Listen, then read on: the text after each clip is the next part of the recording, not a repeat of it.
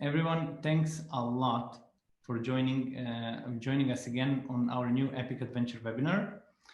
We are restarting our series that will go probably by next summer, and stay tuned for more topics. But we kick off the season with one of my favorite mountain guides and an ambassador of 57 Hours, Cody Bradford. He is not born in Red Rocks, but he is certainly a local there. He spends every year many months there, and you'll get to know more about that very soon. What I can tell you is thank you for joining, and we will have a presentation from Cody about, I think, 50 minutes, and after that we'll switch to the Q&A. We'll answer all of the questions, if we can, and if not, we'll reach out after the webinar. You will also all get a recording of the webinar tomorrow, probably around the same time as now. And anytime during the presentation, just leave us a question. You have in the toolbar at the bottom of your Zoom account, you have the Q&A section. Just leave the question there, and we'll make sure that we answer it, as I said, at the end of the Q&A session. That will be like 20 minutes. And if we don't have time, we'll reach out via email to every single person.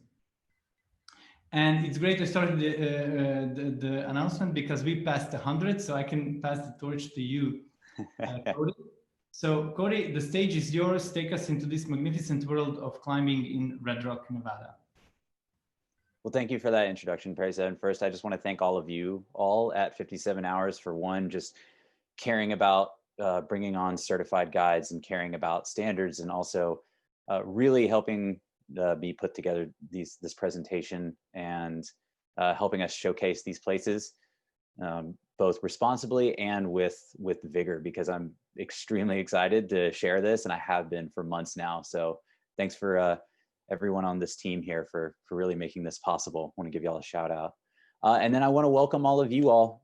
For many of you, if you followed me on Instagram for a while, hey, it's good to see you again. Anyone who's new, thanks so much for joining here, and I hope to hear more of you. Please reach out to me after this anytime. I'm always psyched to hear from all of you from all around the world, and both humbled and, of course, a little nervous being in front of all of you. So expect some tripped up speech every once in a while.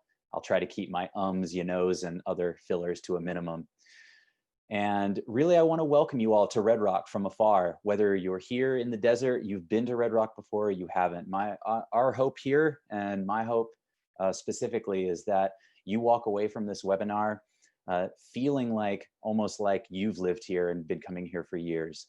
And that's from the climbing itself and giving you some tools of really how to plan your trip well so that you can leave fulfilled, and also so that you can leave knowing how to be a steward both here and take that stewardship home with you. And so that's really mine and our goal for this webinar. So thank you for joining, and let's get started. I'd love to introduce I'd like to introduce myself a little bit. My name's Cody Bradford. I'm an AMGA certified rock guide. I completed the rock program within the American Mountain Guides Association in the spring of 2018.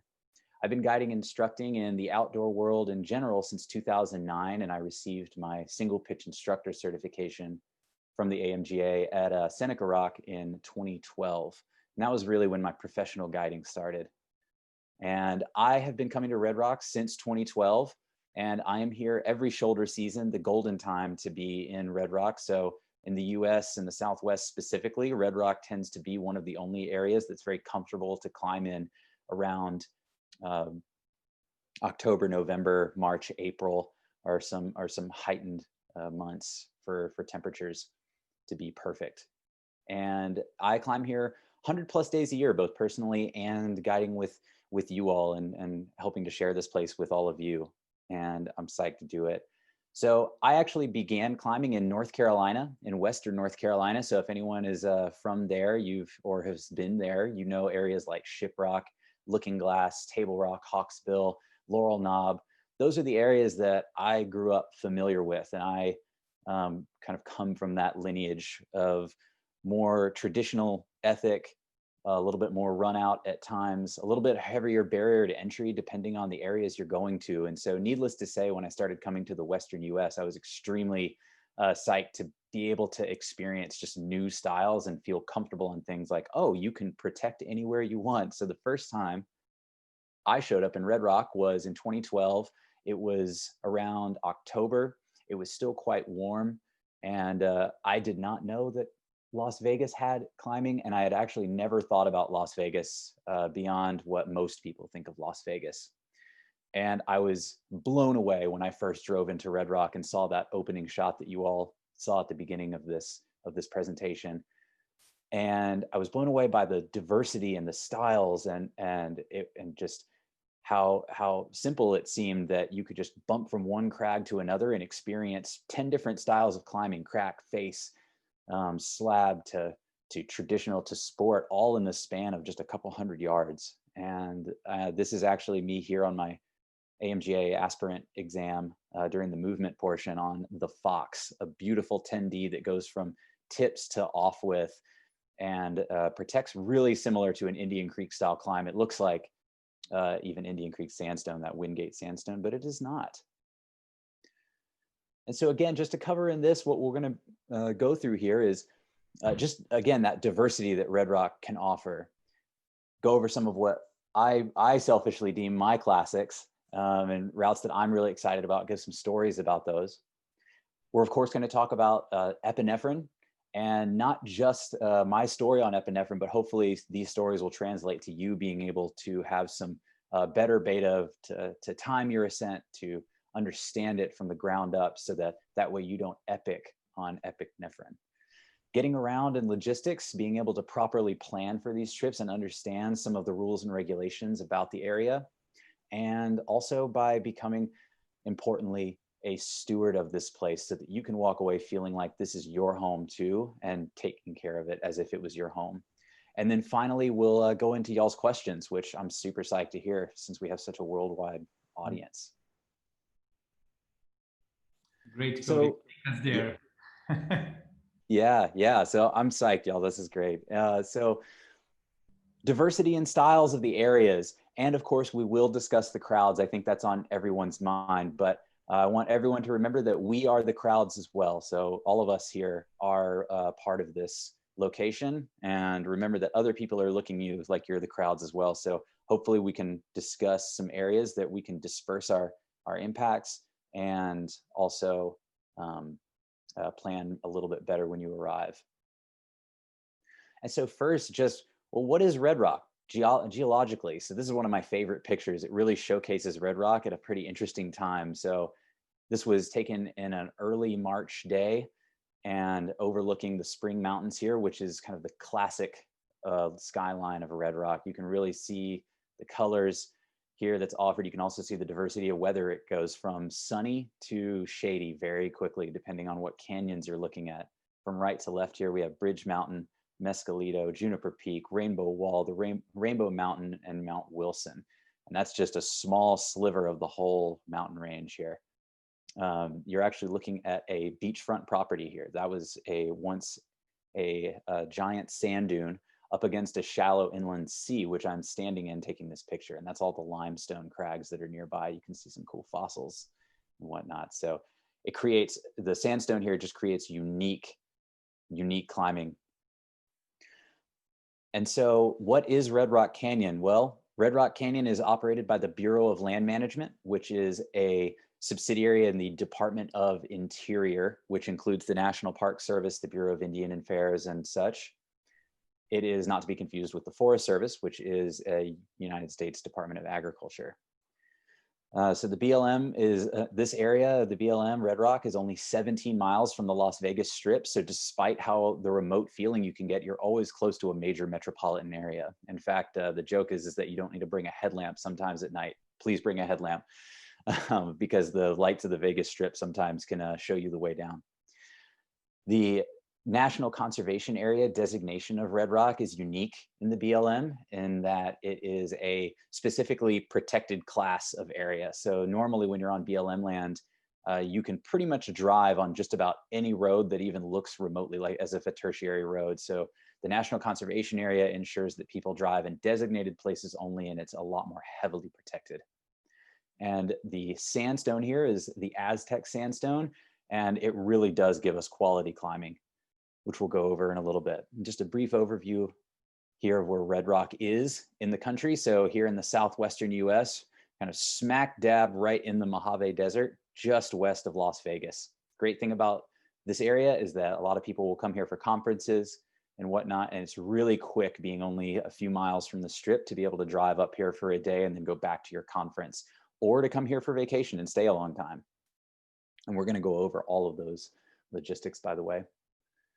And then a little bit zoomed in here. So now here is the area together, little zoomed in. So almost 200,000 acres worth of land. The areas that are most heavily concentrated for climbers and most visitors alike is the area of the Spring Mountains, and the Scenic Loop Drive, highways 159 and 160 pretty much cover the gamut of how you'll access Red Rock.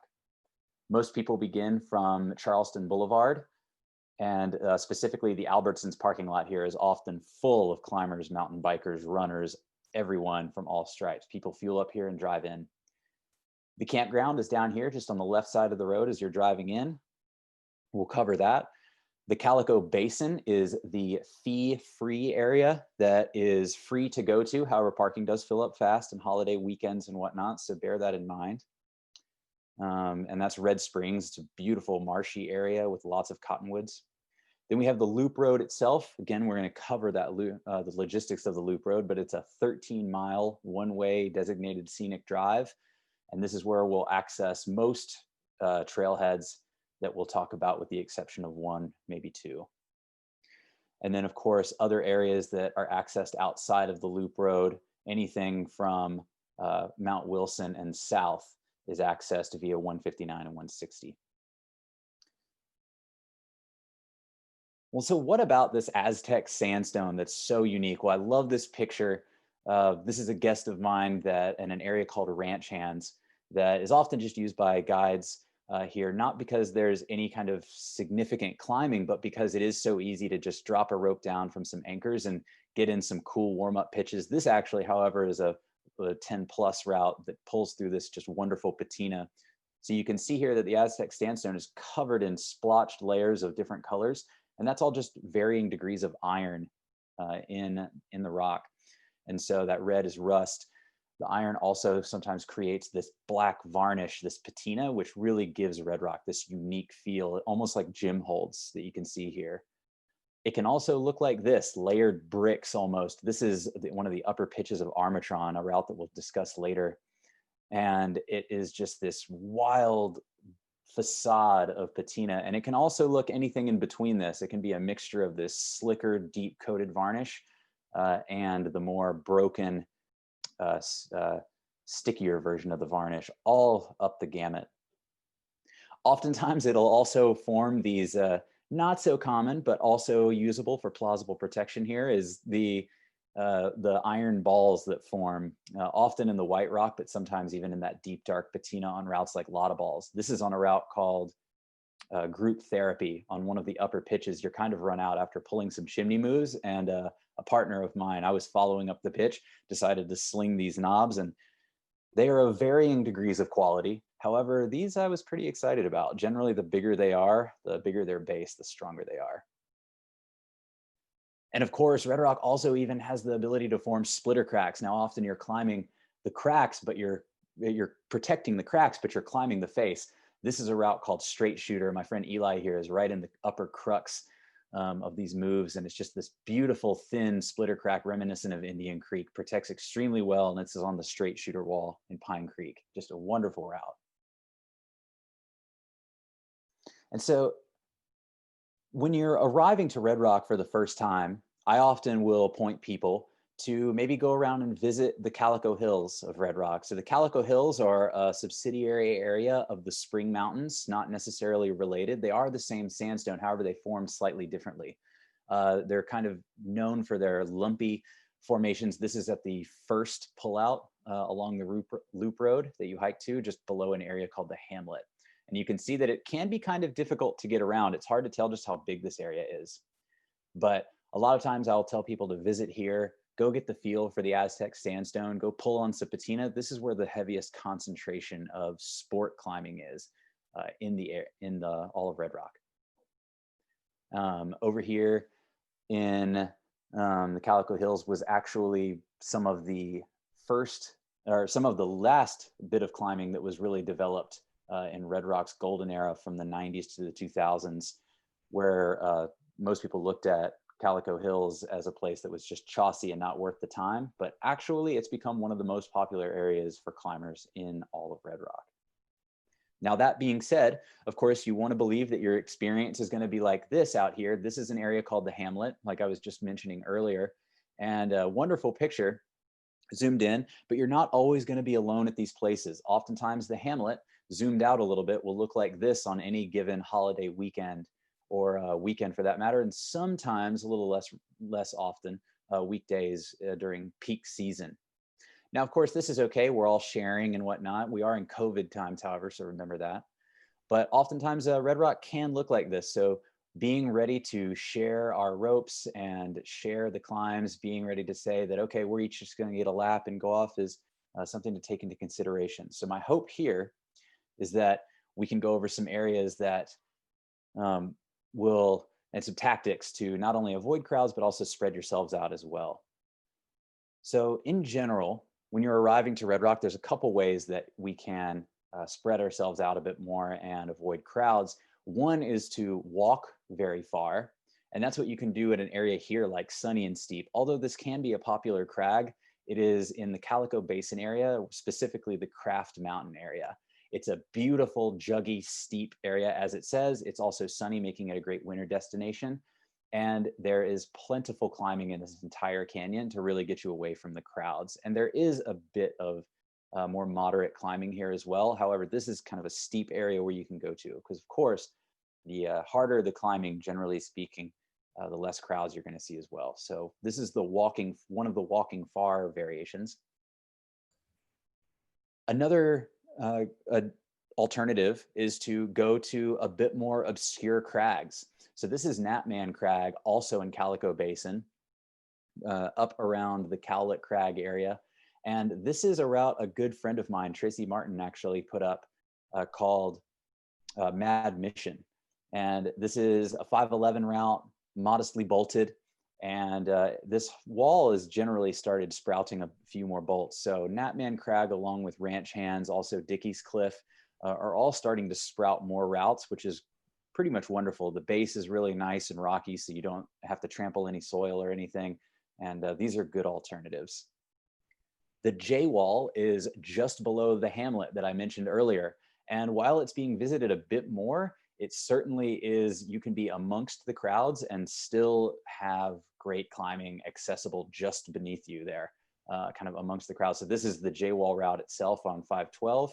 And just right of it here is a couple wonderful 510s that are just really cool. And then even further to the right are some 5.6s, and the wall keeps sprouting more bolts, which just gives a lot of opportunity for beginners to come in and clip themselves up on routes. So again, lots of development happening in these areas. Another hiking far option is the Fringe area. This is a route called Lunatic that we were out on. Apologies for the backlighting of this. This was on a photo clinic with Lady Lockoff, a really good friend of mine who was leading this photo clinic on a holiday weekend, and we were the only people here. And there's plenty of other routes. So Lunatic is 11B, but there's also these great 510s that are right here. There's also a couple of 5.6s, and anchors keep spreading more and more as the day goes on. So these are another areas that you can walk far, get away from crowds, and visit. And so I hope that gave everyone just a bit of a start. And now at some point, of course, you might want to find yourself in the canyons. And this is a lot of the showcase here of this presentation. And this is where I'd like to have the opportunity here to share some stories of my favorite routes. And while I'm doing so, just give you some beta about a lot of them. And maybe just to add, Cody, that I think you mentioned to me on the practice run that yeah, we could like mention a number of classics here that are maybe standard or 5-star routes, and this you have the information on all of those probably on Mountain Project and God knows where. This is something that we asked Cody to do, to share his personal favorites and his personal best routes. And I think an advice from basically a local like you could be heard very well. Yeah, and I hope along with that you gain some beta for these routes as well, and you're able to adventure in on your own and bring the gear you need, the tactics to go on the routes and not get lost. Those are all things I hope to cover here. So yeah, psyched to do so, and cover some of what I believe are my personal classics, because it is easy to come here and go on Mountain Project and get really excited about the classics, and rightfully so. They are amazing routes, and I don't want to detract from any of them. For example, this is the final pitch, the fifth pitch. Well, most people do it as the final pitch, the fifth pitch of Birdland, easily visible from the valley floor in Pine Creek Canyon as you walk in. Pine Creek being, of course, one of my favorite canyons, just because of how big it is, the water that runs through it, and just how you can wander in there and enjoy the day. And so Birdland, of course, is an extremely popular route, and rightfully so, because this upper pitch and really the whole route is just full of great 5-7 plus moderate climbing and enjoyable, well protected. And so, yeah, this is the classic final moves of the fifth pitch. The route just continues to build all the way to the crux pitch. Of course, however, there are a lot of people sharing the route, because not only does the ascent have bolted anchors everywhere, which also makes this attractive because it's traditionally protected pitches with bolted stations, so you can keep your rack to a minimum. But the descent also shares most of those, all but one of those same anchors. And these folks were all really fun. We were actually having a great time. It was actually easy for me to just step left here. This was several years ago. It was probably 2014 or so. I was able to just step left and build an anchor here, but this is sometimes what you end up with on classic routes. And again, we all had a great time. Actually, this cleared out pretty quickly. It wasn't too big of a deal, and everyone was moving slowly and comfortably. But again, the classic routes are becoming more classic. And while I may not go off the beaten path too much here, and many folks may have heard of these routes, my hope is that we can look across the canyon and notice all of this other climbing. So this is taken from the fifth pitch of Birdland, looking backwards across Pine Creek. And this route's called Community Pillar. It's a 5'9", roughly 600-foot route. And it's probably one of my favorite routes because I think it exemplifies Red Rock climbing and how unique the climbing in Red Rock is. And so from the base here, we have what most people do is the normal start. I actually don't know what this variation over here is. I've never done it. However, I have done the variation where you can climb the face over here and get to the top. But I'm going to go through and give my personal favorite variation of this whole route and show just why it's so unique. So Community Pillar often gets talked about because it is such an interesting route, put up by Joe Herbst, I believe in the 1980s. And I could be wrong about that. I apologize. I had the year here next to me a second ago. Joe Herbst loved very interesting routes. And when you climb a Joe Herbst route, they not only have interesting character in terms of the climbing style, but oftentimes they can potentially feel a little sandbagged. My goal here is to wade through the sandbaggery a little bit and give y'all what I think is my favorite way up Community Pillar. So the start, first of all, you find most of this route inside of the mountain. You climb at least a third, if not half of it inside of the mountain. However, there are variations to avoid that, but I think climbing into the mountain is quite fun. So at first you're greeted with a start. Here in the left picture, and this is, most of these pictures are from my first time climbing it actually, in 2013 or so. And on the right here, we have the typical start that most people do. It's fairly easy to scramble up onto this block, but now you're greeted with the squeeze that everyone seems to talk about either having a problem with or having limited problems, but still being quite bullish to get through. My personal favorite start is the left start over here, which has a bit of a 5'8" kind of layback start, well protected, however. Here on the right picture is that, the left start variation, which is funny that we made it the right picture. And well protected by this number one here, so have that number one Camelot ready. And then you step up inside, and while you do have to turn your body to the right to get through, it's actually not too bad to scramble up into here. It eventually deposits you on top or inside of all of the boulders, and it takes some juggling around, some tunneling to turn around and get yourself out. But eventually you end up on top of all of those chalk stones that you just wonder how they are all sitting there. But a comfortable ledge nonetheless. Then it leads you to this, the second pitch, which is one of my favorite pictures of me climbing of all time. And as you can, it's more of an off with squeeze chimney pitch. However, it looks harder than it actually climbs. So the pitch actually goes at about 5'7", and I would not call that much of a sandbag. I would actually say that it's fairly comfortable at 5'7", and while it can be difficult to protect, usually these holds that I'm holding here are actually quite in-cut and pretty straightforward. However, you do want to bring a number 5 and a 4 on this route, and you will use it on this pitch low down, closer to the crux, which is further down here, until the climbing gets a bit easier and more run out up here, more about lower 5'7" or so. So yeah, bring that number 5 and have it handy for the second pitch, which deposits you on another big ledge, key piece of beta. You'll find a elephant trunk to belay from. Just thread your cordelette around it and belay. And that's where I'm belaying from here as you enter the third pitch. And briefly, you're outside of the mountain for a moment, but yes, you can re-enter the mountain again right here.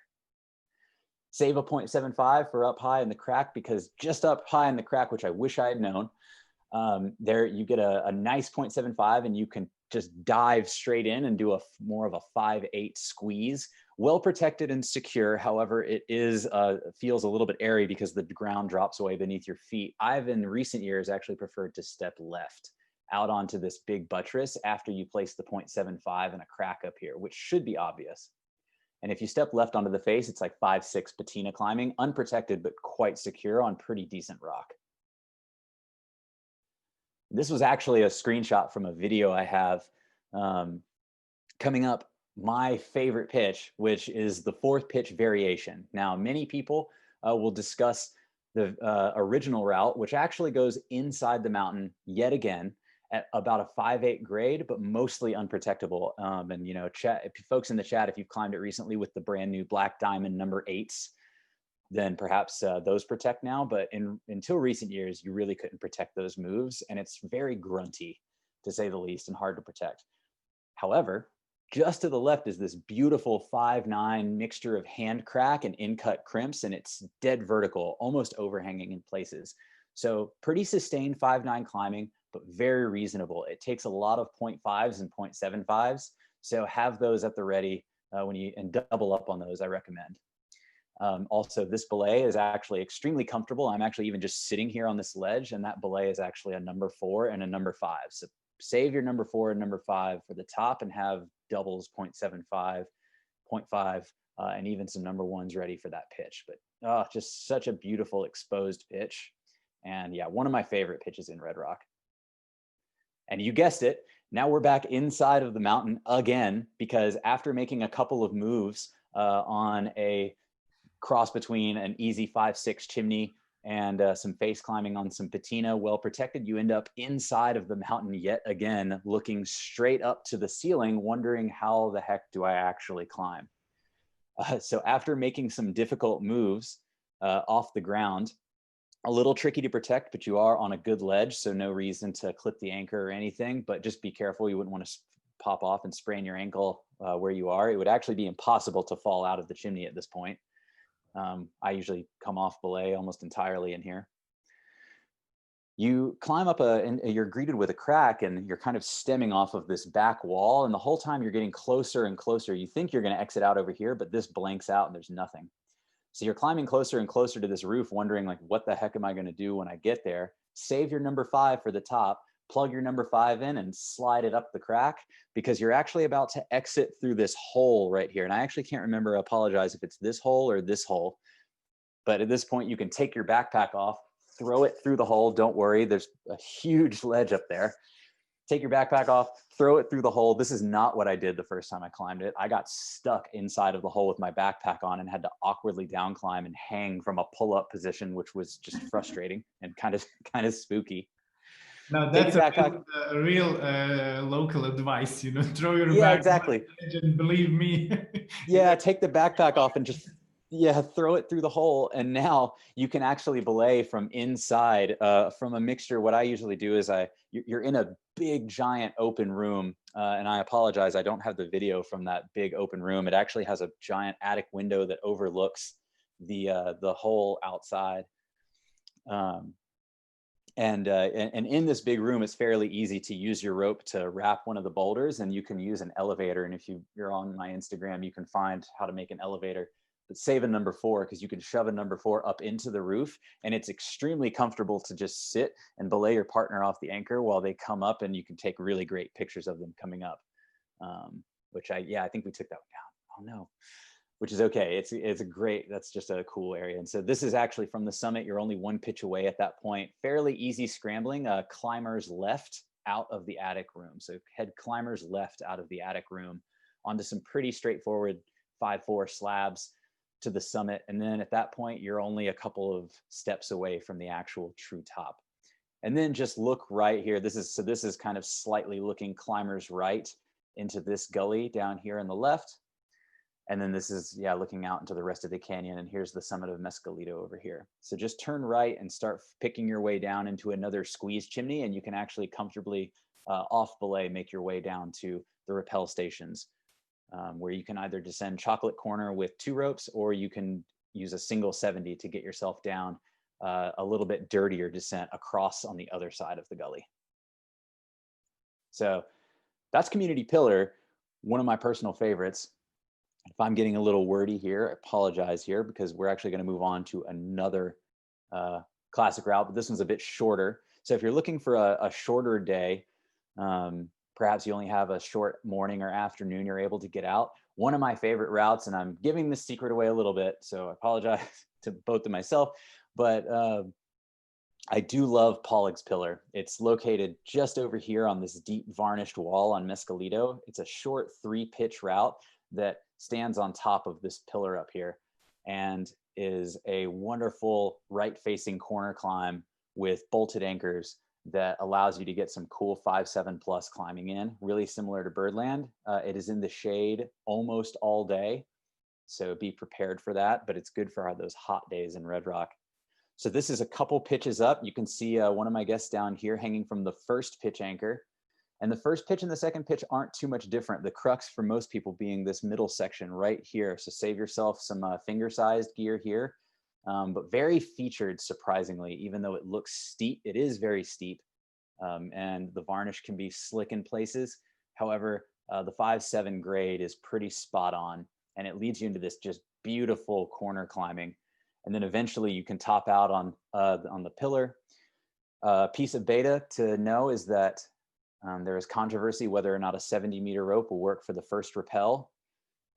I recommend an 80-meter rope for the first rappel personally. However, if you want to take a 70, do so at your own risk. Know how to use a Reepschner hitch. But from there down, a single 60 would even work to get down to the ground, because from there it's only 2 rappels, so 3 rappels total.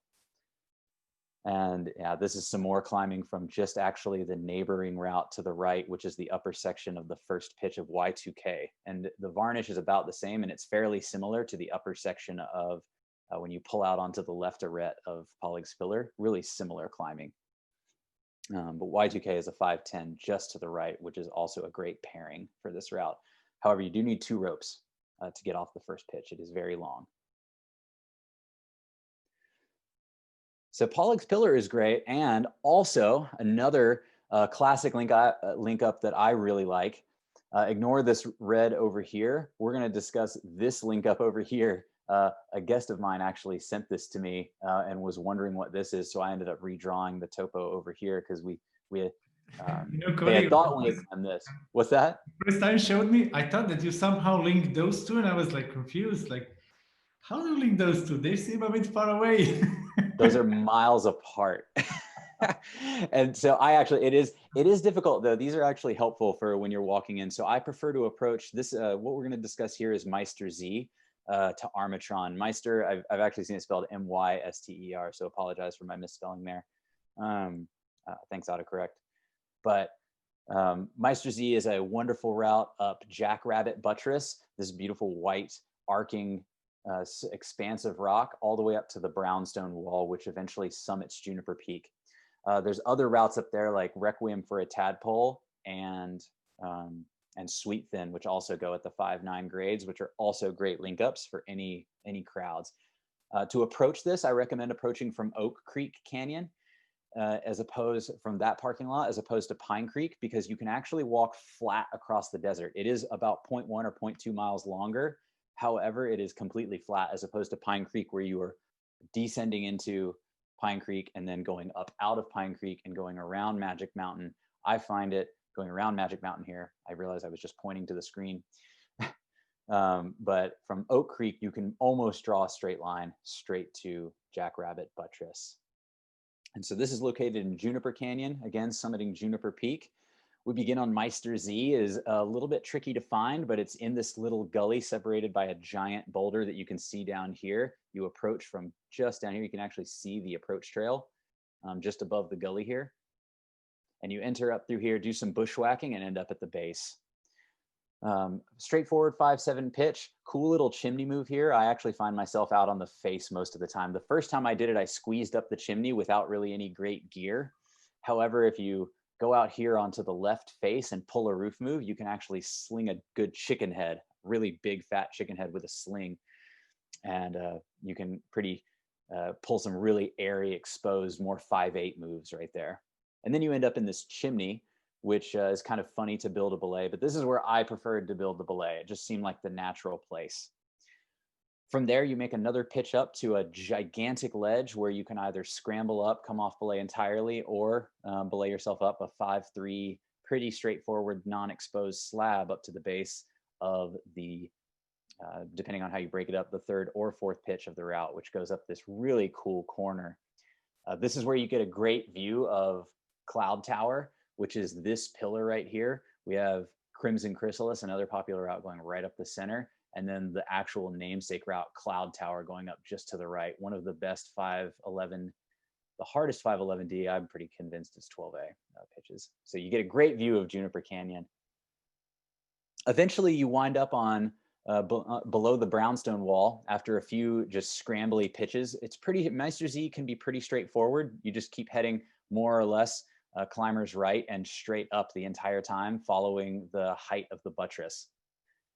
Eventually you end up below Armatron, and after a quick 5/8 pitch and then the Crux 5/9 pitch, protected by finger-sized gear and a bolt above a patina jug, you end up here in the beautiful brown, deep dark patina that is the rest of Armatron on this beautiful pillar. At 5/6, even though from a distance it looks like it should go at 5/10 or 5/11, it is these beautiful, slopey, just slightly low angle 5/6 patina climbing that looks really pretty much like this, just an amazing exposed face with bolted belays.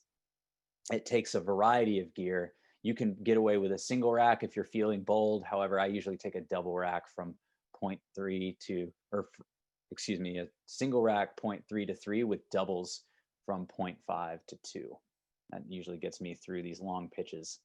Again, bolted anchors, so it's really nice. Eventually you get deposited on Humorous Ledge, and after a couple of easy pitches, you're eventually deposited on Juniper Peak, which is one of my favorite summits in Red Rock, because from a distance you can just see everything and it's a true summit experience, which you don't often get in Red Rock. So I love this link up. It's one of my favorites. And everyone, I hope if you had any questions on any of those, great. I hope you saved them for the end. And I hope those were just some of my personal favorites. And this also is a personal favorite of mine, but it's also a route that I think deserves to be in this webinar, because I want to hopefully give everyone a bit of history of this route, why it can be so easy to epic on it, and my ways of avoiding that through the lessons I've learned by maybe perhaps some storytelling.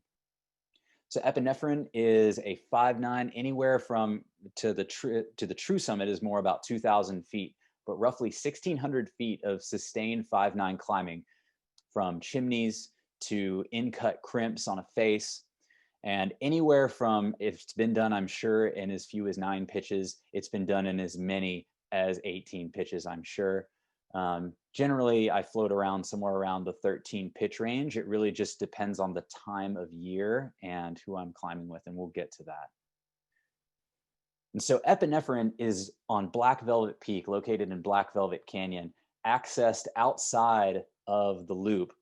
Have at least some kind of high clearance vehicle. Currently, the road to Black Velvet is in pretty good condition. You access it from Highway 160 via the late night trailhead. And it's about a couple miles of dirt, generally unmaintained BLM road. However, due to the popularity, the BLM has started to maintain it more. Eventually, you arrive at the Black Velvet parking lot. Make sure your valuables are protected. There has been some break-ins in Black Velvet Canyon parking lot in recent years. So just make sure that your car is mostly empty. And if you have a rental, have some insurance. But have a high clearance vehicle too, it helps. Walking in, you are just greeted by, on your climber's left here is Whiskey Peak, just off the screen here, and Black Velvet Peak, which is always looming over in the background. And this is Black Velvet Peak washed in alpenglow early in the morning. And epinephrine is great because it takes this just insanely and stunningly straight line straight up the face. So down here, starting right out of the wash, as low on the route as you can, as low on the mountain as you can be without tunneling underground. You actually start straight up the Black Tower here where all the chimney pitches are. Then we access via the Elephant Trunk, the upper sport pitches right around this area. And then straight up this beautiful corner for several hundred feet, all the way until we pull a final 5.9 roof resting at the base of a 5.6 corner, which is where usually I switch my shoes over to approach shoes and climb another 180-foot pitch to the ramps, which eventually lead you off and out and eventually to the short hike to the summit. So just a beautiful straight up and down line. This is a line that you want to do with ample daylight. If you are coming down here in November, you're going to want to be on the route by sunrise. Usually I like to be on the second pitch by sunrise. If you are in October or March, you have a little bit more leadway. But however, I usually recommend starting the route by sunrise at the latest. Recognize that there are going to be other parties and there are other things you can do over here, but I really believe that if folks arrive in these kind of staggered times, you're going to have a much better experience. I don't like doing the chimneys at night though, so I usually don't show up much before sunrise. I don't like doing the chimneys with my headlamp. And yeah, so we'll get into epinephrine right after I give a little shout out to the first ascensionists. So this is me with Jorge and Joanne Uriosity, probably two of the most prolific first ascensionists in Red Rock.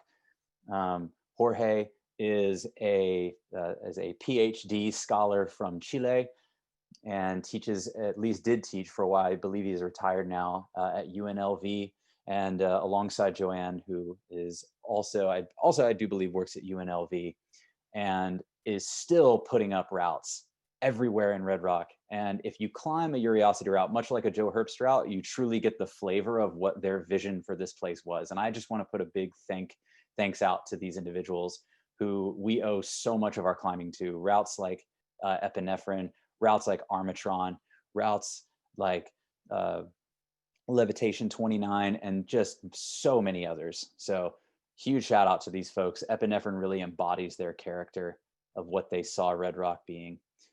So here's a little video that I'd like to share that I think develops my flavor of how much I'm excited about this route. So this is my friend Zach here, and we are midway, just below the final chimney pitch before the top of the Black Tower. Well, Zach, epinephrine, how you doing? Doing okay. Yep. Oh man, I'm doing so good. And got our German friends up here. And then, done.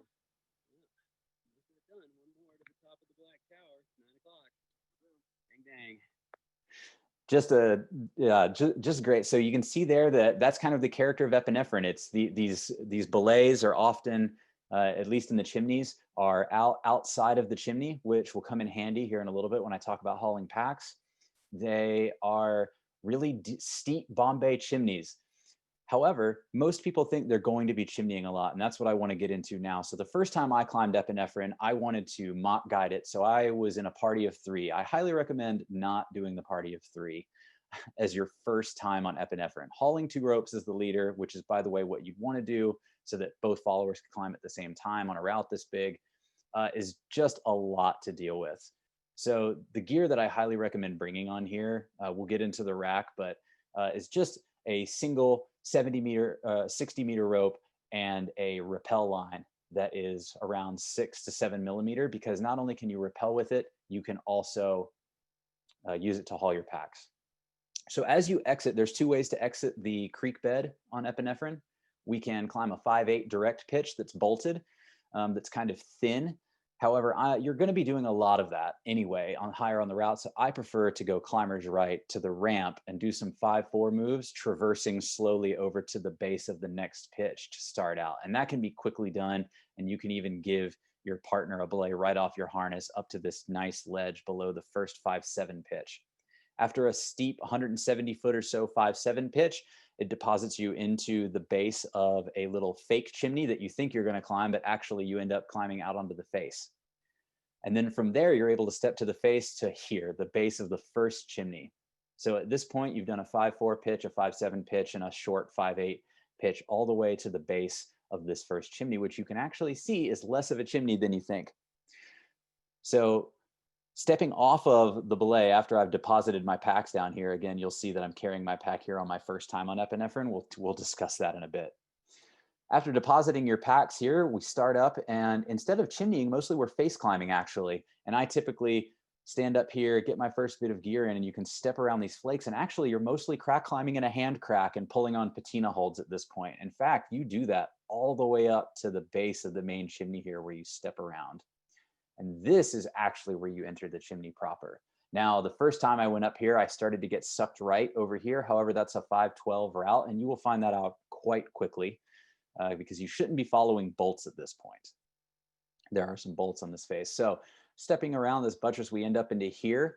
Save your number 5 for up here. Yes, definitely want to bring at least a single 3, 4, and a 5. Some people prefer to bring 2 3s, a 4, and a 5. Some people say no 5.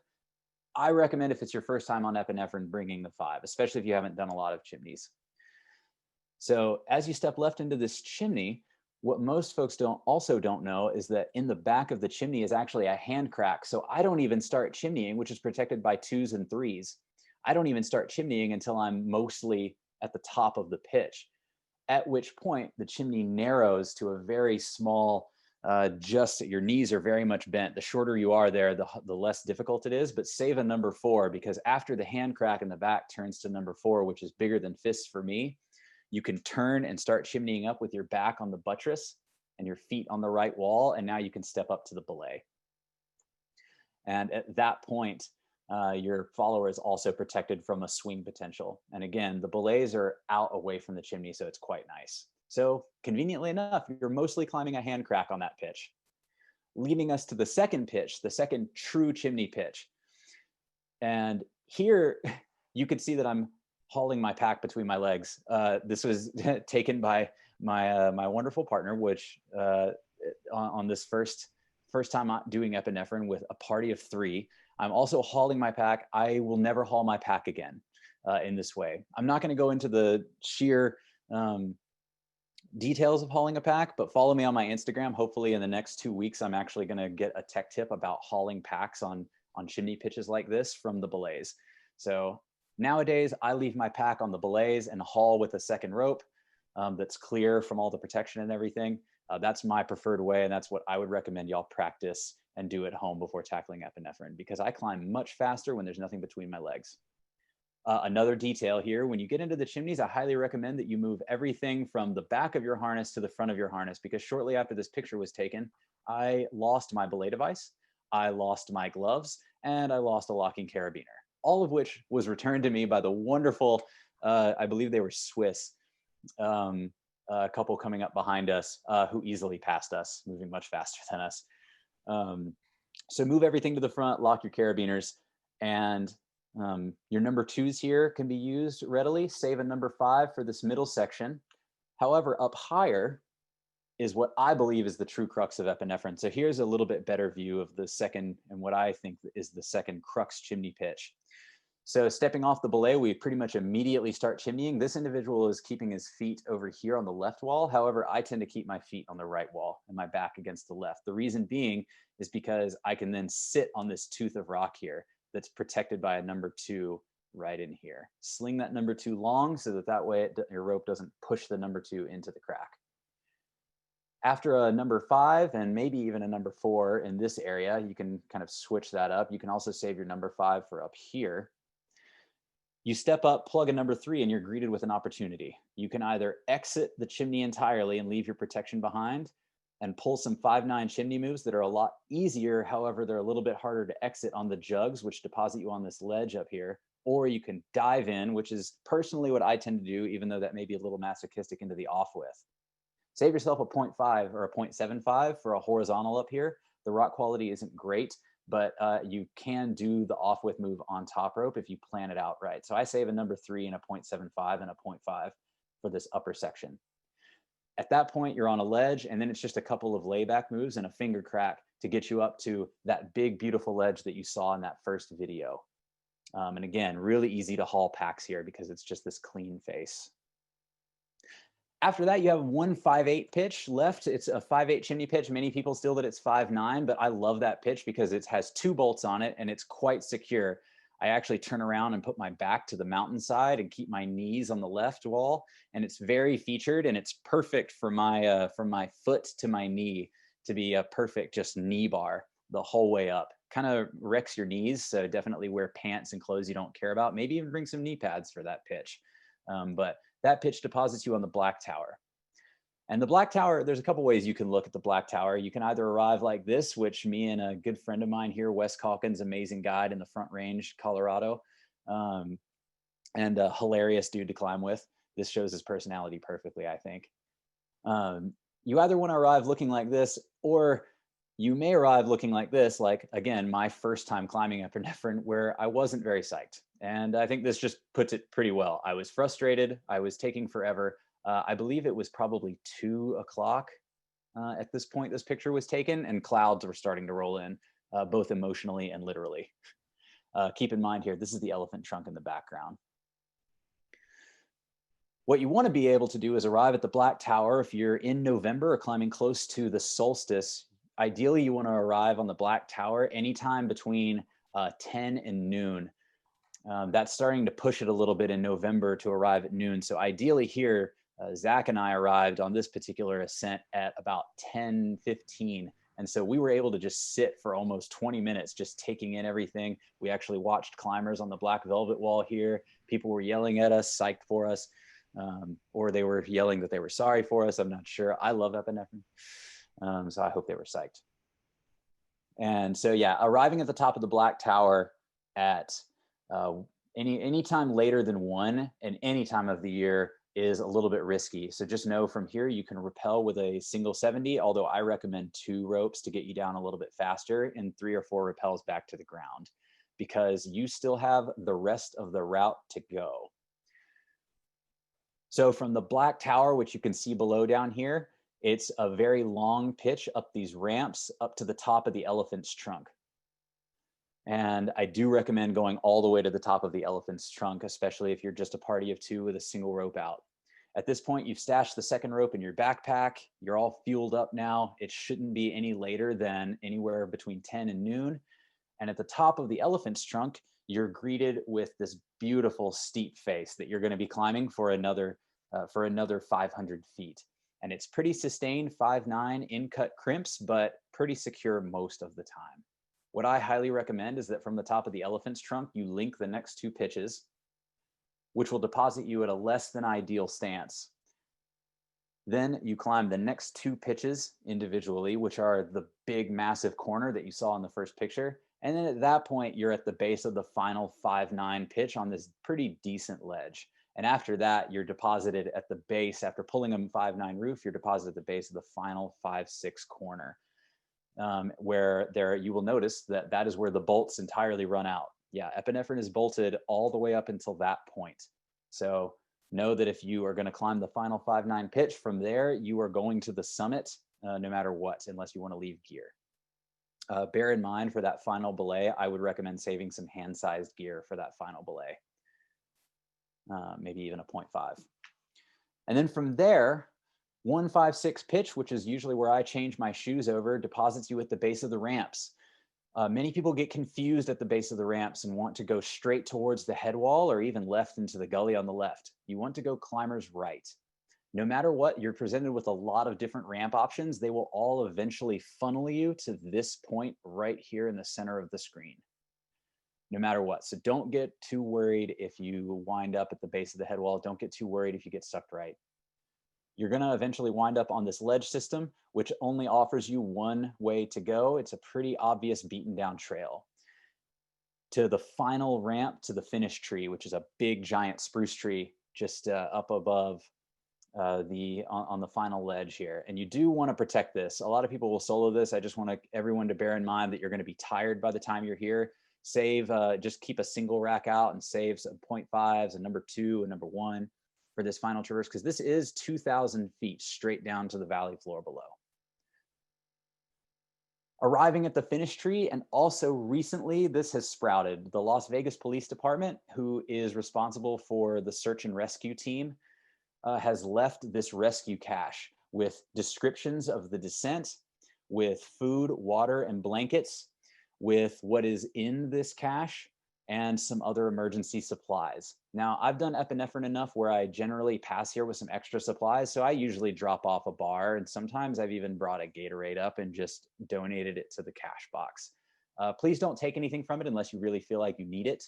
But it is there to serve you all, but it's also just goes to show the epicness of this route and just its character. So it does come with some serious things. So from the finish tree, it's pretty straightforward to get to the summit from here, following a simple scramble up in climbers left to the summit register. And hopefully you're standing on the summit with this much daylight left. The shadows look something like this. So this was probably around 3 o'clock in the afternoon for Zach and I. So this is kind of what your ideal scenario is, because you still have a walk-off descent, which is anywhere from 2 to 3 hours, depending on your fitness here. So from the summit, we want to drop down to this saddle and just make sure that you head up to this high point and then follow cairns down. Recently, the cairns are in great shape. It really shouldn't be that big of a deal. However, if you were at night, you're going to have to do a little bit careful to search for these cairns. So feel free to screenshot this. This is actually from Mountain Project, I believe. So this will end up depositing you down at the base of the ridge, where 2 massive cairns mark the rest of the descent down to Whiskey Peak. And then from Whiskey Peak, you just want to head east towards your car, which frustratingly seems to never get closer on this descent. But totally worth it, because by the end of it, you're completely psyched. Epinephrine is done. And I hope that helped folks on here. And I hope that wasn't too much talky talk. But that is...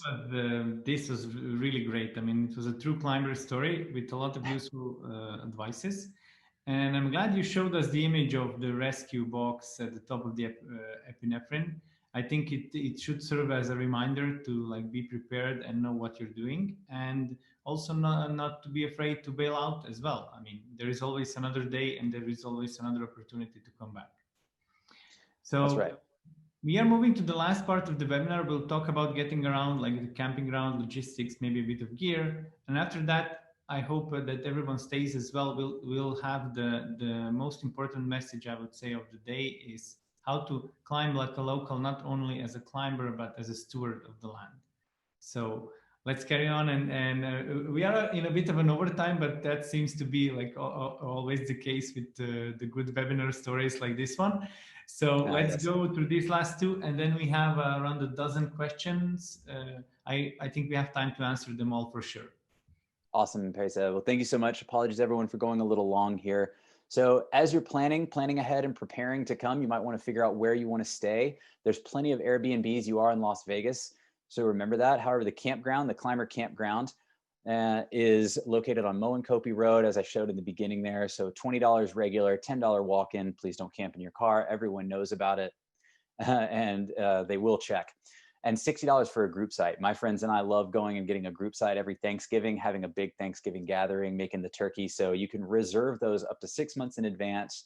Now 60 of the 80 regular sites are reservable, including the group sites. So bear that in mind. A lot of the reservable ones come with these gazebos and whatnot, and it's pretty easy to reserve those online. So get in line for those. Camping outside of Red Rock is not allowed in the Red Rock proper.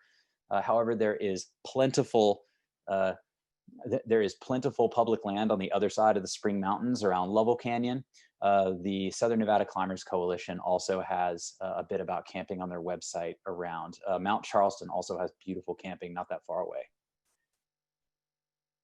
Some great wildlife in Red Rock, including the chuckwallas, the roadrunners that we can see, also the cactus. Yeah, that's don't kick any cactus, because you will end up like this, where they had to cut open my leg and take my cactus barb out of my leg. So also be aware of the local wildlife. Also be aware of the tortoise. If you see a tortoise, please take a picture and send it to me. I never see them here, but they are here and they are endangered. So a little bit about the loop road that folks need to know. A contentious issue has arisen recently with the entry of a reservation system, the implication of or installation of a reservation system. So the loop road is a 13-mile one-way scenic drive with entrance fees from $15 to $5, 15 for cars, 10 motorcycles, 5 for pedestrians and bikes. You can get in with an annual pass that's $30 for Red Rock specifically, or any of the other America the Beautiful interagency passes, which are usually $80 or free if you're senior, will get you in. However, it will be an additional $2 for the timed entry permit. The entrance time 6 to 5, November through February, which is the time most folks are here, generally speaking, and then 6 to 8 for the rest of the year. I actually believe it's 6 to 7 in March. The looped new entry permit system is actually only for 8 to closing. So if you get there between 6 and 8, before 8 o'clock, you do not have to get an entry permit. However, if you do want to get an entry permit, it will be $2 no matter what pass you have. But it is free otherwise for pass holders, so you don't have to pay the $15. So your pass plus $2. And as you're going in, also recognize that the loop road serves White Rock Spring, Willow Spring, Icebox Canyon, Pine Creek Canyon, and to a lesser extent, Oak Creek Canyon. If you want to hike less, you can hike a mile further to get into Oak Creek, but you definitely want to get a late exit pass if you think you're going to do a bigger route. And I highly recommend late exit passes for routes like Frigidaire, Buttress, definitely for the Eagle Wall, certainly for Mescalito if you're going to summit Mescalito. So just, and maybe even for areas like Juniper Canyon, because they will ticket you. Rangers will start driving around between 6 and 8, and the fee is anywhere I've heard from $200. Some people have told me $300. So it's not cheap. So it's worth it to pay the 50 cents and get your late exit pass. So recreation.gov is where you can get all of those. Just type in Red Rock Scenic Drive and click passes, and then you can choose the pass you need, including the late exit passes. Again, it's 50 cents, which isn't too much to ask for that. It used to be a calling system. And you'll have to input your vehicle's information, and that'll give them all the tools they need. So the gear that I highly recommend bringing to Red Rock is laid out here. So this is the stuff that's just on and off my harness. Definitely recommend 3 HMS locking carabiners at a minimum, used for all kinds of things. 18 feet of cord is, I find, all I typically need, but sometimes even 2 of these is nice to have. I use 5.5 millimeter tech cord or 7 millimeter nylon. 48 to 70 inch sewn slings. This is the 48 inch sewn sling is probably the most useful thing on my harness. I use it for everything from extensions to all kinds of other things. And quad length slings, so 70 inches or so around, are great for making quads for bolted anchors. And these are all super light. Definitely recommend a robust 2-liter bladder. And the reason I say bladder, not water bottle, is because this gets smaller in your pack as you drink it. Definitely robust, because if you pop it, that's kind of a bummer for everyone involved. I like these Hydra packs. They're really nice. The micro traction, again, I'll be posting on my Instagram here in a couple weeks about hauling packs, but definitely have this micro traction on your harness, especially if you plan to do epinephrine. Oops. And then a couple of belay devices as well. So a couple of assisted braking devices, definitely including the Gree for those sport climbing days. For those bigger days, an assisted braking device like an Alpine Smart, or in this case, a Megajoule. And of course, the always useful plaquette for rappels, belaying your partner, etc. Got into a recent conversation with my friends about ropes. And personally, for me, this is my favorite quiver of rope to have in Red Rock. If you are going to have a quiver of one, I recommend a single 70-meter rope, just between 9.0 and 9.4 or something, just something simple. 70s will do you justice on many routes if you were rappelling them. They also allow you to link longer pitches. If you're gonna bring a 60, that's fine. 60s definitely work, but typically if I'm bringing a 60, it's probably because I need a second 60 for rappels. So I recommend half twins, twin or half ropes, however combination you wanna do, just because I'm gonna carry a second rope anyway. So I prefer bringing twin rope. These are twin ropes here. because now I get full length rappels without much extra weight. And then a cragging rope. So I just usually have a 50-meter cragging rope. Single pitch crags are usually between 25 to or anywhere between 15 to certainly no more than 30 meters. So a 60 or a 50-meter rope will get you by in pretty much any single pitch area of Red Rock.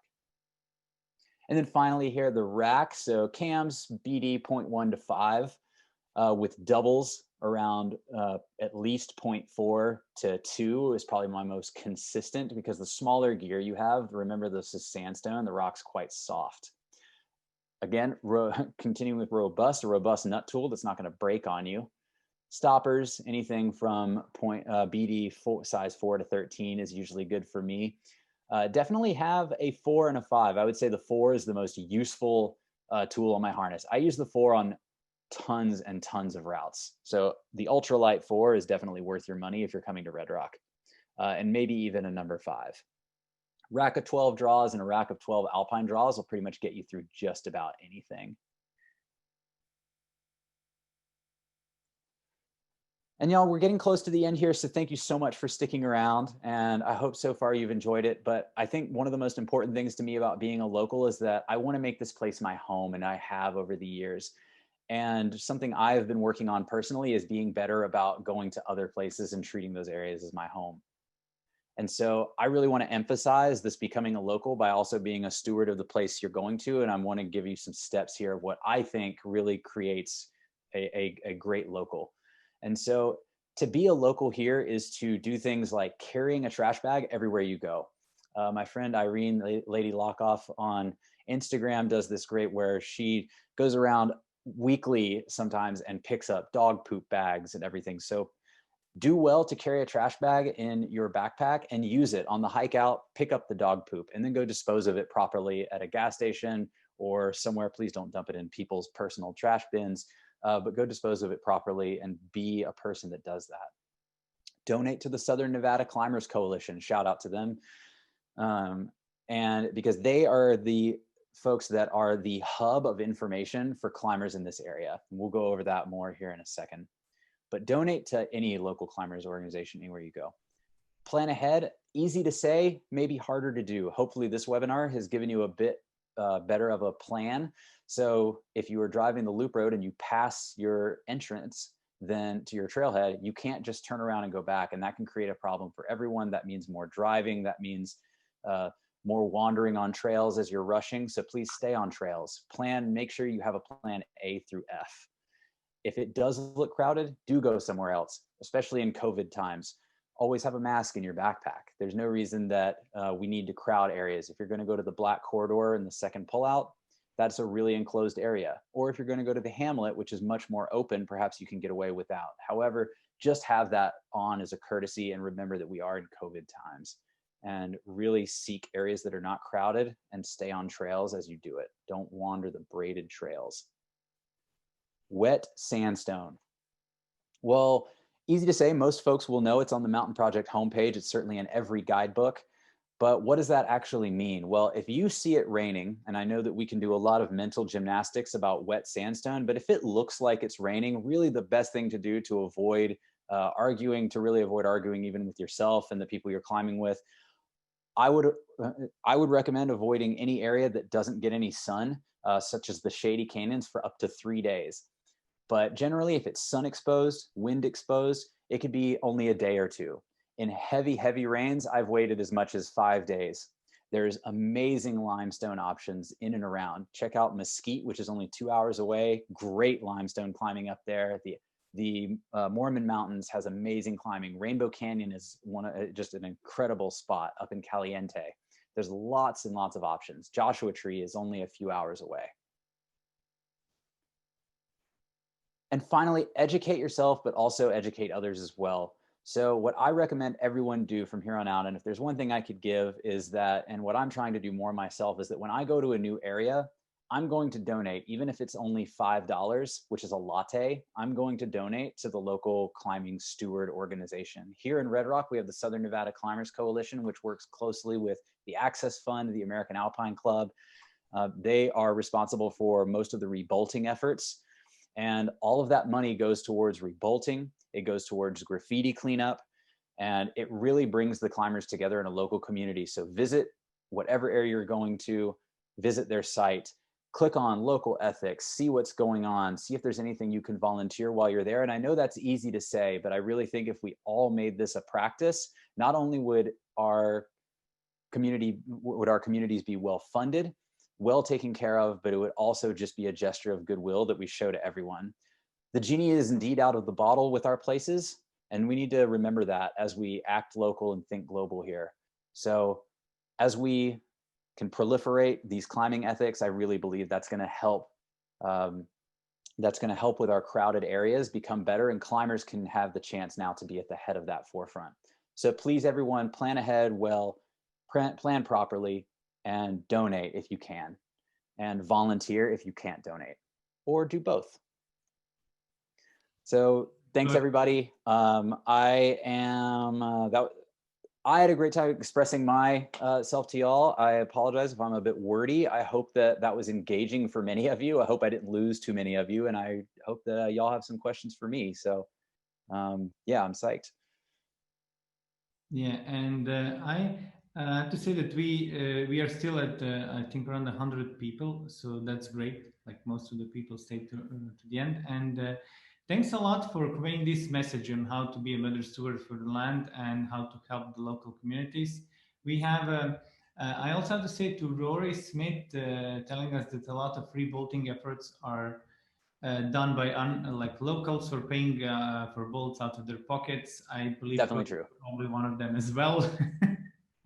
Definitely true. So we do know that, and shout out to all the unsung heroes, if I may say, because they truly are. And I'm a local climber as well. I care of my own areas, and I think we owe a big thanks to them to be able to enjoy these areas, but also to all the associations and basically everyone involved in keeping climbing at Red Rock sustainable. And I'm really glad that we ended the webinar with this message, because I do think it's truly important. As I mean, our sport is growing, and it will grow even more after the Olympics, and we all need to learn how to take care of our basically climbing areas and outdoors all the time. So I think this message probably is good not only for Red Rocks, but for all of the climbing areas that we visit.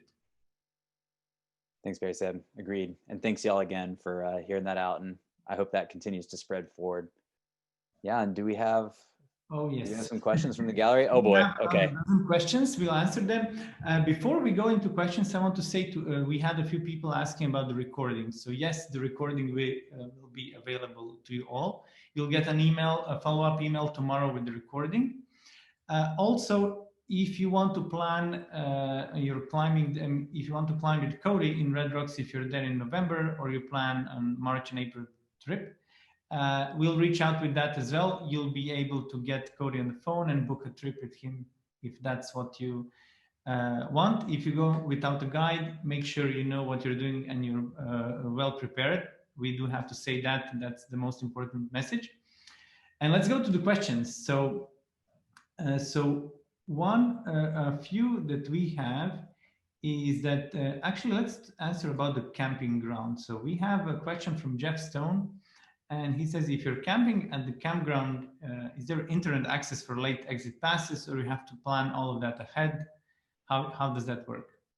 That is a good question. So up around one of the upper campsites, around 80, if you have Verizon at least, I can speak for that. There is a spot there where you can actually receive enough LTE service to actually get a late exit pass. Otherwise, just drive a short distance up onto the knoll next to the fire station. Most people can get service there.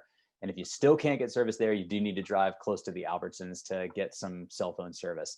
The Dunkin' Donuts has free internet that you can sit outside of there at the Albertsons.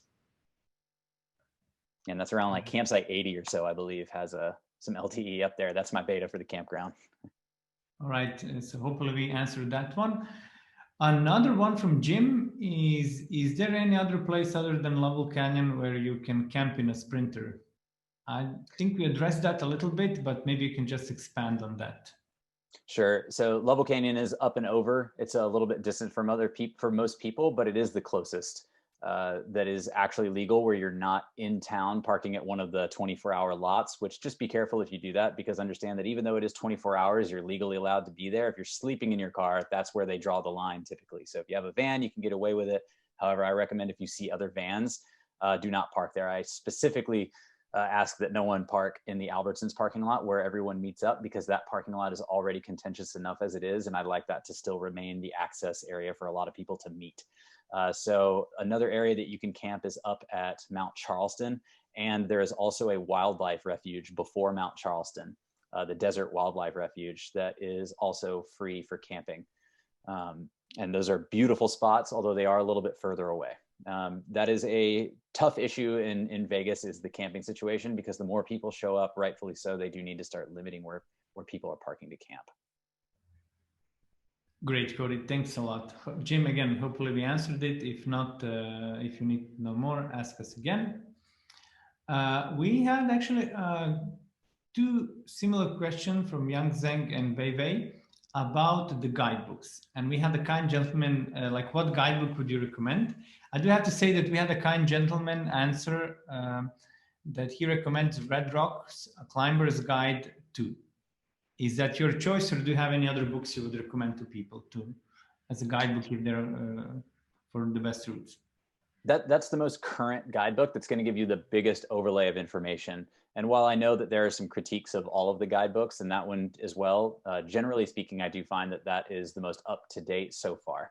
How I typically approach that is I reference the guidebook.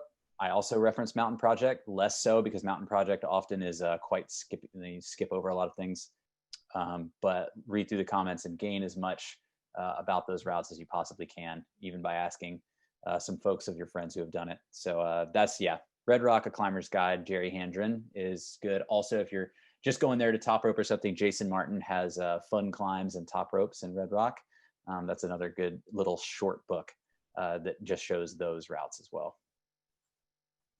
Thanks, Cody, for that. We have a question about, we actually have two people asking about your water bottle. I think they missed the mark. So can you tell us what water bottle do you use? And oh, yeah, sure. Well, first of all, if you can get your hands on an old 2-liter MSR Dromedary, they don't make the 2-liter anymore, especially not in the black Gore-Tex style. Man, get that, because mine's got stolen and I miss it. So nowadays I use a Hydra Pack. It's the company's name is Hydra Pack, and it's a 2-liter version of that. And yeah, I definitely prefer the water bladder because it gets smaller as you drink out of it. And that one's been pretty robust for me. It hasn't, I've only had 2 of them so far. Okay, thanks for that. And we had a attendee who corrected, who picked it up. It was a Hydro Pack. So great attentiveness, Jeff. Moving on to next question from Carolina. She's asking, which route would you recommend for the first multi-pitch and Red Rock in the 5.6 to 5.7 range? 5.6 to 5.7 range. As the first one, what's a great introductory route? It always depends so much on so many areas. So there is a route called Man's Best Friend. It is actually 5.7. However, many people feel it is 5.6. It is 2 pitches long. It can be done as 1 long pitch, but I recommend doing it as 2. The reason it's a great introductory route is because it's extremely well bolted. It has bolted anchors in pretty good stances, and it is low angle and has decent holds the entire way. You feel secure the whole time. You feel protected. So it allows you to enter that paradigm, but without getting any of those nerves from being really out in the thick of the elements. It's in this nice little tight canyon, and that's in that's in Sandstone Quarry in the front corridor. That's a great little intro area to get to. And that's where I take a lot of folks who are brand new to multi-pitch, maybe haven't even been climbing that long. Nice. Hopefully, Carolina, this gives you the answer for the first one. And Daniel from the crowd also says that he 1000% agrees on your recommendations. So I guess we can call it today on what's the best 5.6 to 5.7 there. We have a question. We actually have an anonymous question, which I don't 100% understand, but they ask if the soil has crypto like Moab. Oh yeah, so Moab has cryptobiotic soil. The Colorado Plateau, there are microorganisms living in the soil, and you can see it because it's these brown blobs of soil that looks like it had gotten wet and someone had tried to build a really bad sandcastle or something, and they're usually a couple inches high, yay high or so. And that's cryptobiotic soil, and if you trample it, it pretty much kills the microbiomes that live within it, the microbes that live in it. As far as I know, Red Rock does not have cryptobiotic soil. And I apologize if that is incorrect. I personally definitely have never seen it in the density that it is in the Colorado Plateau. But perhaps in a little bit more moist areas of Red Rock around creeks, there may be some, but I've not seen any personally that I can totally recognize as crypto. That's a good question, actually. I should know that. We need a geology geek to maybe tell us a bit more. Biologist, yeah. Yeah, sorry, biology. Yeah. And but let's move on. We have a few more. So Sure. Jennifer is asking about the new bolted routes on Natman Crag. Is that in some guidebooks, or is that still like passed on among the locals, or how it? A couple of them are in guidebooks. Most are not on Mountain Project. My friend's route is currently not on Mountain Project or in any guidebook, and may not actually end up going in there. It's fairly easy to see because there is just a visible line of bolts over on the far right side of it. But you will notice that, and kind of my point of adding that in there was that you will notice at many crags, especially popular ones, that there are lines of bolts that are not in the guidebook. And the nice thing about Red Rock is that oftentimes the anchors are drop-in hangers that you can just lower right back off of after you climb the route. Much of the time they're liberally bolted, and you can go bolt to bolt. I often arrive in crags now in certain locations, just look at it and say, I don't know what it is, but I'm going to go climb it. And that's what you can really do. Calico Basin has been seeing a lot of development. So that's what I recommend for going out there. But no, those are not in any guidebooks most of the time. There are new guidebooks coming out supposedly soon, specifically about the limestone in the area. I mean, and there is always, among climbers, there is always a bit of a lag between the creation of the route and when it appears in the guidebook. And that's usually when the people who first ascended it share it with their friends. So it will certainly get there at some point, but I think there is plenty of stuff in Red Rocks to climb on other sectors as well. That's right, and that's why I included it. So yeah, just tread lightly when you go to these new areas. Please don't be stepping all over the plants and the bushes. Yeah, and then from Lisa, a nice question. She says, if you're new to off-width climbing, and that's probably a reference to some of the images we saw, what is a good area to get started with off-widths? Ooh, that's a good one. So in Sandstone Quarry, there's a route called Cadillac Crack, and it is a squeeze chimney, which I recommend people kind of getting started in squeeze chimney styles. I believe you can set it up from the top. It has been a long time since I've been over there. And most people top rope it because it's protectable only by the largest. Actually, I don't even think the largest big bros protect it. The reason I recommend starting in squeeze chimneys like Cadillac Crack is because you can, and I apologize if it's not Cadillac Crack, I'm pretty sure it is. It's in Sandstone Quarry. And the reason I mentioned that is because it's easier to get started when your whole body can fit into it, even if it's squeezing, versus only half of your body. Your butt can't fit in and you're chicken winging a lot, which is quite strenuous. That's a great little crack to go throw yourself on if you're looking to get into off-width. Which, good on you if you want to get into off-width. I personally am not a huge fan. Oh, Cody, and actually I forgot that we don't need to screen share the thank you screen. Maybe you can stop sharing and we can see you answer the questions. I totally forgot about that. Oh, okay. Yeah, sure. Stop share. If you stop sharing, and okay, stop. Okay, here we are. Yeah, I almost forgot. I got used to it. So we have a few more. I think if we have a few more minutes, we can stay on and just answer. Oh, cool. We're just hanging out now. This is great. Great. So Leah, actually, she asked, I missed it, was one of the early questions. So she's doing a trip in late November, and she's asking about the temperatures, especially the difference between the temperature in the shade, between the routes in the shade and the sun. So maybe you can just give us that information and then general tip, like how to manage your days if they get a bit colder. You will likely be wanting to chase sun. The end of November is definitely a difficult time. I actually don't offer epinephrine climbs beyond November 15th typically, because those are north-facing routes. And if any kind of breeze comes through those canyons, late November just tends to start to really get colder. Now, that being said, there's definitely off days in November where you can have an 80-degree day. Surprise, that could happen this year. It's certainly looking like it might end up that way. But I would prepare to be climbing in the sun.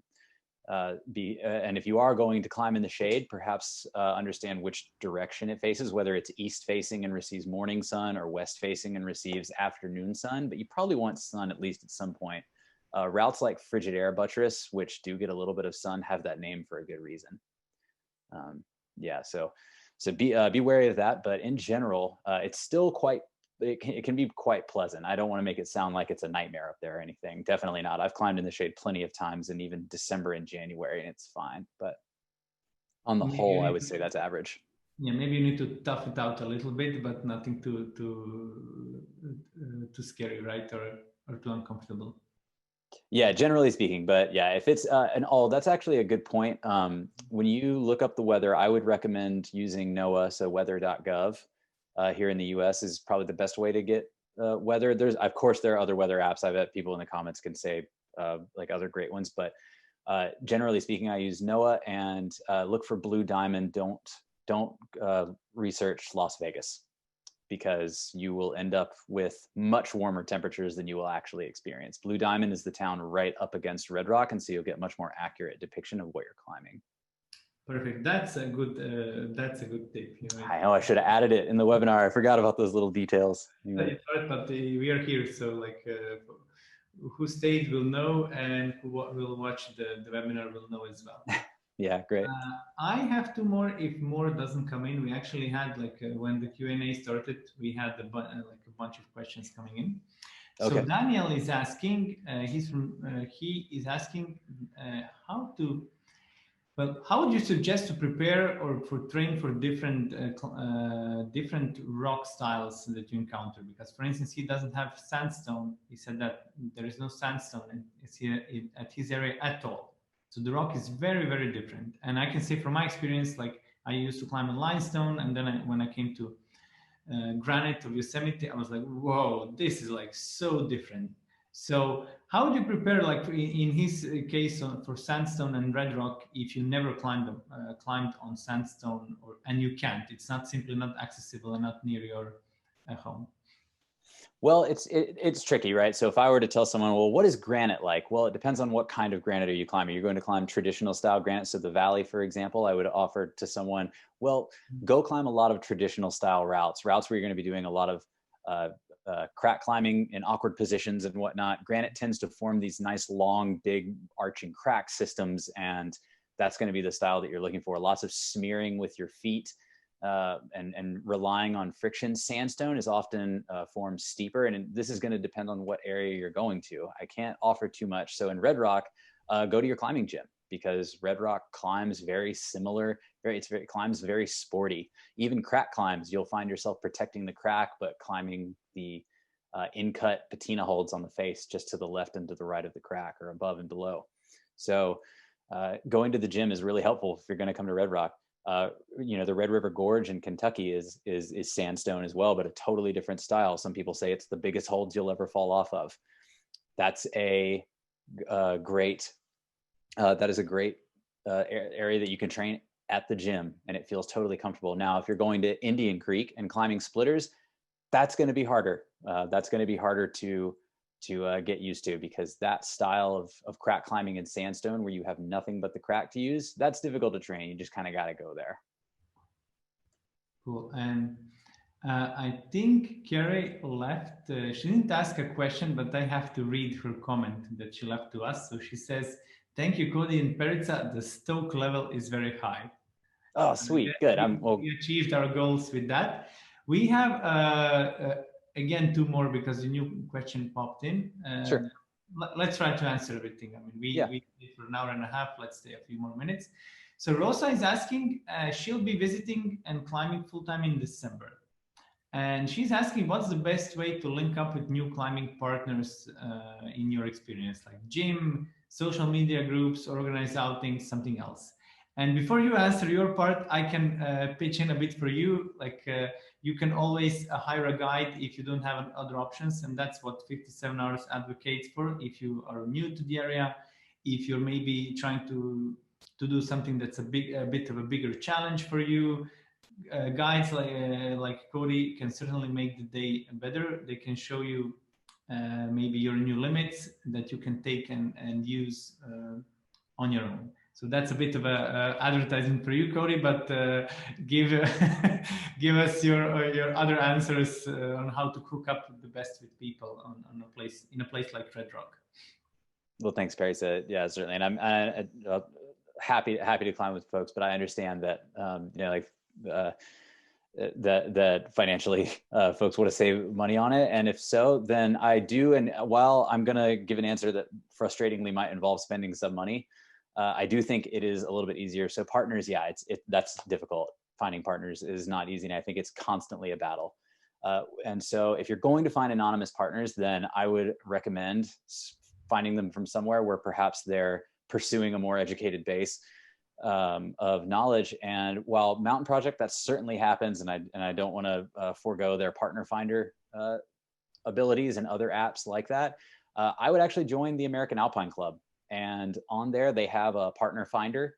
And the nice thing about being a part of something like the American Alpine Club, which is a educational body, 501c3 in the US, that is very much the US's Alpine Club, is what they're representing. So where education and climbing standards come from for the general public, the Alpine Club tries to put those out to people. And in doing that, generally speaking, the people who join the Alpine Club are kind of in that mindset, at least in my opinion, and my experience. And that's a really good way to find partners who are solid and who perhaps have maybe even a little bit more experience in the mountains. In general, they're a bit more involved in the community. And so to plug the Alpine Club, and even some local climbing organizations have partner finder search tools. So that's what I'd recommend. And then finally, also there's the Facebook pages. Most areas that you go to or probably have a local climbers Facebook page operated by just local moderators. Here it's the Vegas Climbers page. In Utah, it's the Utah Climbers page. They're usually closed groups that you have to ask for access to and answer some questions. But generally, in my experience, most people have gotten in. Great. Well, Rosa, hopefully we helped enough in you finding your partners for December. I do have to add a question of my own, and I know that because we had like clients from our guides asking about temperatures in December. So sure. How is the climbing in December, and when does it get too cold, or maybe you're limited to some areas? Can you reflect a little bit more about like conditions in December? I don't know if I guess you've been there in December. I know you always. Oh, yeah. Huh? Yeah. I've been here mostly year round, with the exception of the height of the summer. So yeah, December is not much different than the end of November. Generally speaking, you're going to be dealing with shorter days, of course. So only really 5 hours or so or 6 to 8 hours or so of sunlight. And you are also going to be dealing with just in general colder temps. That being said, always on a yearly basis, that can be different, and you can end up with a warmer winter. Within the last 2 years, December has been kind of wet here. However, this year it is shaping up to be quite dry. And so it just really depends. But I would say, prepare to climb in the sun and prepare for cooler temps, usually probably in terms of Fahrenheit, probably in the 50s and 60s, but can be as low as the 40s. It's usually not always in the 30s, but that has definitely happened in more wet years. Cool. And we are coming to the final one. And actually, we have a question from Nicholas about the epinephrine. And I do believe he's asking about how to not make it an epinephrine. So the question is, how difficult is to follow on epinephrine? And in general, but for him, he's a 5'8", like multi-pitch trad climber and a 5'11" sport climber. So does he has a shot of following? So maybe you can reflect on both, like how difficult it is to follow and how, like how fit and well climbed you should be to lead that. I think that's a good. Those two are good points to answer. Sure. Well, it's a good question. And it's one I answer for my guests a lot who want to climb epinephrine and are curious just whether they can do it or not. And first, I would say that if you haven't climbed chimneys, it's going to feel harder.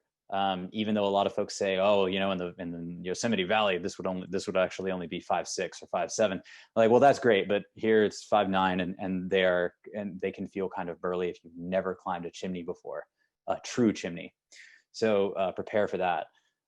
If you're following or leading, those are two very different things. I would say if you can and have the opportunity, hire a guide and follow them up, or have a really competent partner who's done epinephrine before so that you're not on-siting making decisions with them, and follow them up it. And I would say go for it. So the nice thing about this is that I've taken some folks up epinephrine. I've done epinephrine 8 times now, or 7 times. I can't, yeah. And only one time have I bailed off of epinephrine with an individual who was unsure if they could climb it or not.